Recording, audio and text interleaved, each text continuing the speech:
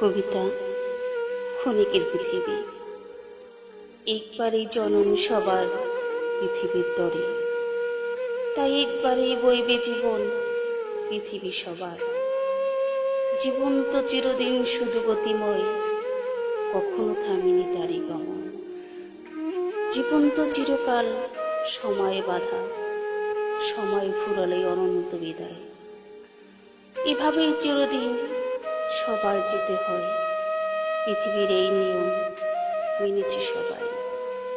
পরকালের অনন্ত জীবনের কাছে বাঁধাছে সবাই, জন্মের শুরু থেকে সবটুকু সময় পৃথিবীর হিসেব যে নেবে সেথায়। তবুও অস্থায়ী ভুবনে সুখের দাবি সবার।